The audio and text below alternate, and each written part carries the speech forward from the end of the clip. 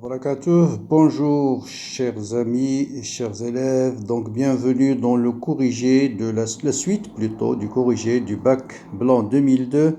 Je suis à la troisième partie et on va s'intéresser au corrigé de la partie électricité. Donc je rappelle le sujet, vous pouvez le télécharger dans la description de la vidéo. Donc cette partie d'électricité elle contient trois parties. Deux premières parties qui peuvent être faits par les élèves de PC et de SVT. Et puis la troisième partie, c'est réservé aux élèves de sciences maths. C'est le RLC forcé.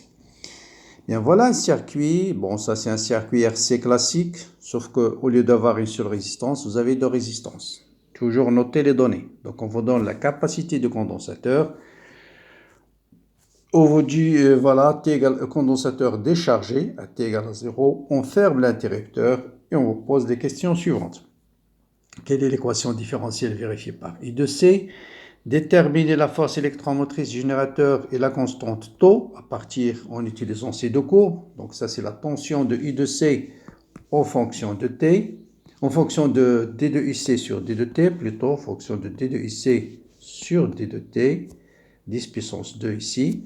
Et là c'est la tension au bord de R1. Ça c'est U de R1 en fonction du temps. Je crois que c'est ça, la tension. Donc voilà, donc on vous dit l'une des, voilà, condensateur au bord du 1 a permis de tracer le courbe figure 2 donnant respectivement, donc la première c'est la tension au bord du condensateur en fonction de sa dérivée par rapport au temps, et la deuxième c'est la tension au bord de R1 au bord du condensateur ohmique. Voilà, U de R1 en fonction du temps. Donc c'est bien. Alors en utilisant ces deux courbes, on va répondre à ces questions. Déterminer la force électromotrice du générateur, la constante du temps, taux du dipôle RC. Ensuite, la tension au bord du conducteur R1, cette fois-ci, est donnée par A exponentielle moins T sur taux. Déterminer l'expression de A en fonction de E, R1 et R2. Montrer que R1 est égal à A fois taux sur C fois E. Et déduire R1 égale et R2. Bon, je vais d'abord corriger la première partie avant de passer à la deuxième. Donc, toujours dans une courbe, avant même de lire les questions, à mon avis. Quelle information on peut déduire à partir de cette courbe? Chaque fois que vous avez une droite, il y a la pente. Ici, la pente de cette droite, on peut la calculer tout de suite. Je prends 2 points. Donc, 6 moins 3, c'est 3. Et divisé par quoi? Divisé par 0 moins 6, c'est moins 6. Divisé par moins 6 et 10 puissance 2. Il ne faut pas oublier 10 puissance 2. Donc, la pente, c'est moins 0,5. 1 demi, c'est moins 0,5. 10 puissance 2 ici. Donc 10 puissance 2, ça c'est 10 puissance 2. 10 puissance 2. Donc là, c'est en fait, c'est en fonction de D de UC sur D de T, 10 puissance 2. D'accord? Donc fois 10 moins 2. Donc la pente, c'est moins 5, 10 moins 3. Déjà, voilà la pente. D'accord? En unité internationale. Ok? Qu'est-ce que je peux dire? Je peux dire la valeur initiale, c'est-à-dire UC0. C'est combien? C'est 6. UC0, voilà, c'est 6 volts. La valeur, c'est 6 volts. Sur la deuxième courbe, qu'est-ce que je peux dire? Là, ce n'est pas une droite, donc tout ce que je peux dire, c'est la valeur de la tension. Je peux dire U de R1 à l'instant 0 égale à 2. Donc voilà les données. Bon, commençons donc par répondre à la question. Bon, bien sûr, l'équation différentielle, ça c'est la même chose qu'un circuit RC, sauf qu'à la place de R, tout simplement, vous avez R1 plus R2. Donc c'est la même chose, juste à la place de R, vous avez R1 plus R2. Comment déterminer E et taux? Donc là, j'utilise la courbe. Vous voyez bien que U de C, c'est une droite en fonction de D de IC sur D de T. Il suffit de ramener ces termes de l'autre côté. Et vous avez U de C, c'est moins taux D de IC sur D de T plus E. Donc ça, vous l'opposez X plutôt, et ça c'est Y. Donc vous avez Y égale à X plus B. C'est une droite. D'accord? Une droite, on peut connaître la pente et l'ordonnée à l'origine. Donc, si x égale à 0, ça veut dire d de uc sur d de t égale à 0, vous avez bien uc égale à e. Donc, cette valeur-là, ça me permet de déterminer directement la valeur de e. Donc, graphiquement, je peux déduire, si d de uc sur dt égale à 0, uc égale à e égale à 6 volts. Très bien. La pente, j'ai déjà calculé, j'ai trouvé 5 millisecondes. Et vous voyez bien que moins 5 plus exactement. Et la pente, c'est moins taux. Donc, taux, c'est 5 millisecondes. Voilà comment on détermine ces courbes-là. Maintenant, troisième question, on vous dit de I de R1 s'écrit sous la forme A exponentielle moins T sur taux. Quelle est l'expression de A? Or, vous savez que I de R1, A c'est tout simplement I de R1 lorsque T égale à 0. Voilà ce que c'est que cette constante A. Donc, je dois exprimer I de R1 en fonction à T égale à 0. Donc, I de R1, c'est quand vous mettez ici un voltmètre, il mesure la tension en bord de la résistance R1, et par définition, I de R1, c'est R1 fois le courant à T égale à 0. Quel est le courant qui circule dans le circuit à T égale à 0? Vous savez, un condensateur à T égale à 0, la tension UC0, c'est 0. Donc, il se comporte comme un fil. Donc, c'est quand vous avez un générateur I de résistance. Donc, E est égal à R1 plus R2 fois I de 0. Voilà.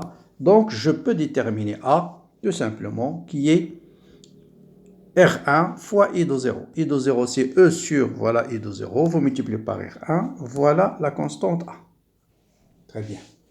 Question suivante. On m'a dit de montrer que R1 est égal à ça. Or, vous voyez bien que cette constante A, si vous multipliez en haut et en bas par C, donc je multiplie en haut et en bas par C, C facteur de R1 plus R2 n'est autre qu'auto, et il va vous rester ici. Ou bien vous divisez, voilà, il va vous rester A est égal, donc ce C, je le ramène de l'autre côté, ou bien je divise les deux côtés, plutôt c'est plus simple, je divise les deux côtés par C, voilà. Donc, vous voyez bien que A sur C, c'est R1 fois E sur taux. Donc, directement, je retrouve la relation qu'on me demande. R1 est égal à quoi? Est égal à taux fois A divisé par C fois F. Voilà, très facile. Réécrire juste cette expression d'une autre manière. Et à partir de ces deux données-là et des deux courbes, on va déterminer R1 et R2. Bien. Comme j'ai dit tout à l'heure, courbe 2, c'est-à-dire la courbe qui permet de déterminer cette courbe-là. Voilà, qu'est-ce que je peux déterminer? Je peux déterminer I de R1, 0. I de R1 à T égale à 0, qui n'est autre que la constante A. Donc, je peux déterminer A égale à 2. Voilà.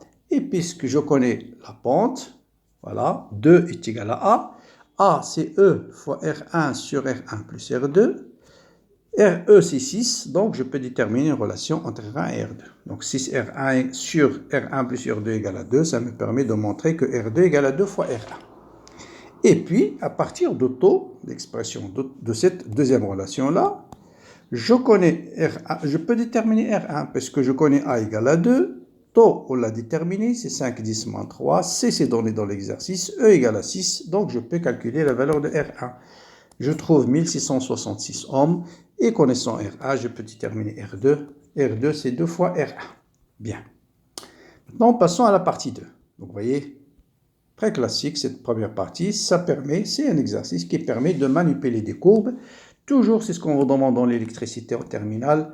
On vous donne des courbes et on vous demande de déduire des grandeurs physiques à partir de la courbe. Donc, toujours les droites, il faut penser aux pentes et l'intersection avec l'axe des X et avec l'axe des Y. Et puis, si vous avez une pente quelconque, c'est surtout la valeur à T égale à 0. Maintenant, on va passer au condensateur, au circuit LC, ce qu'on appelle un oscillateur. On prend une bobine de résistance nulle, c'est-à-dire un circuit LC idéal. Donc, une fois le condensateur est chargé, on va mettre l'interrupteur en position 2. Donc, justifier graphiquement les oscillations non amorties, bien sûr non amorties, parce que la bobine ne possède pas de résistance. Donc, il n'y a pas de perte par effet Joule. Donc, l'énergie va passer alternativement du condensateur vers la bobine. Donc, le condensateur se décharge dans la bobine se décharge dans le condensateur, et ainsi de suite. Établir l'équation différentielle vérifiée par I.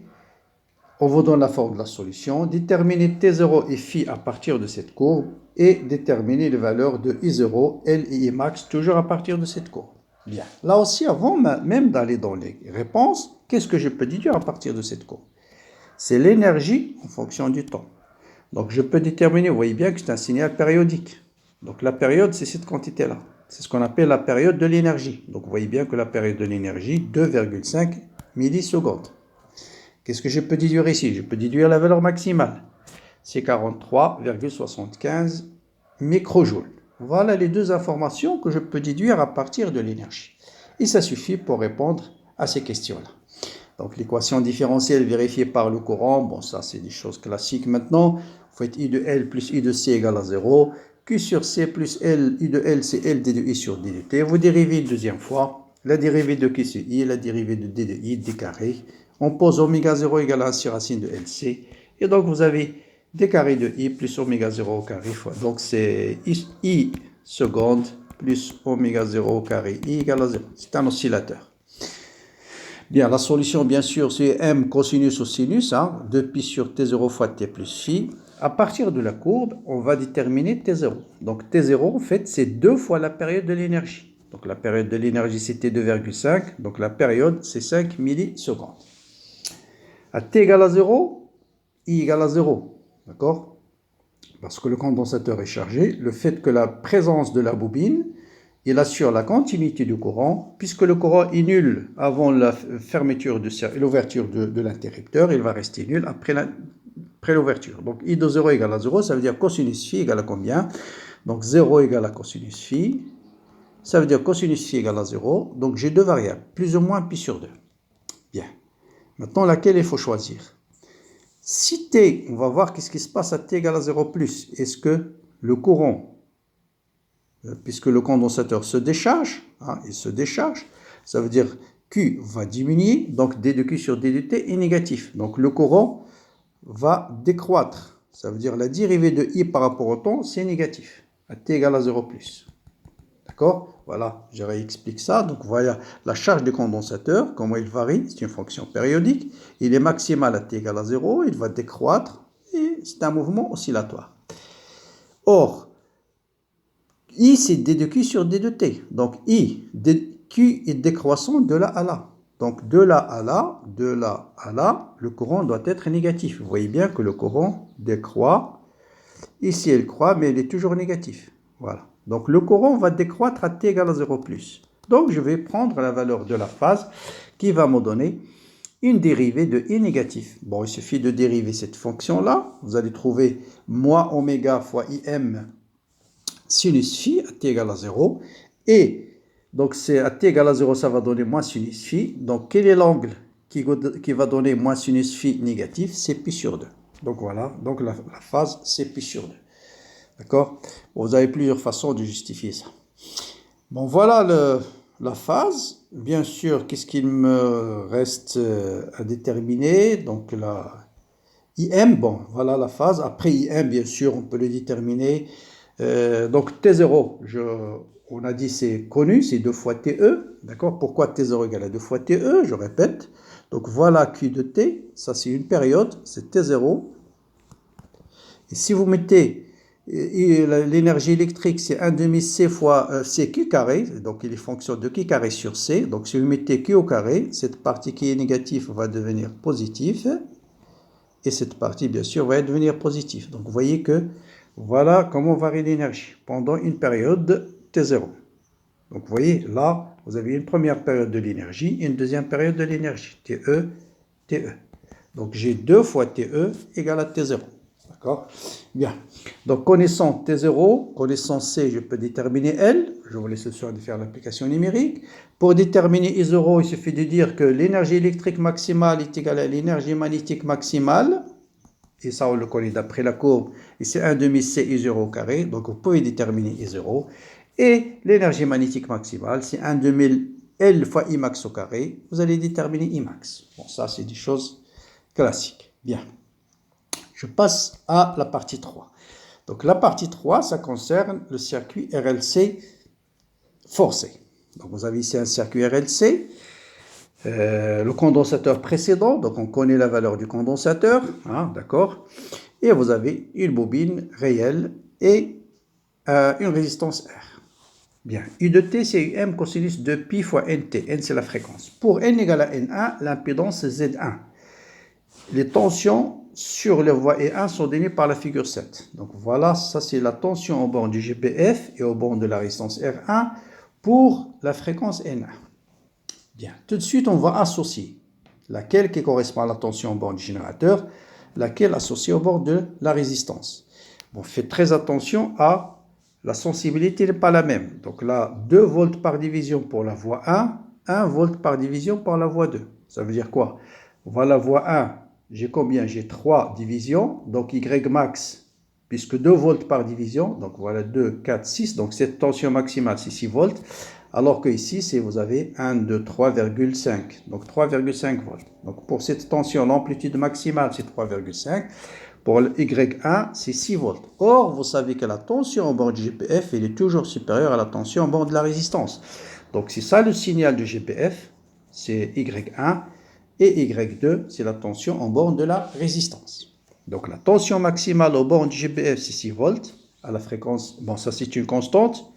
Par contre, la tension en borne de la résistance, il change. Et pour la fréquence N1, elle vaut 3,5 volts. Voilà ce que je peux dire. Je peux déduire aussi taux. Taux, c'est le décalage entre les deux signaux.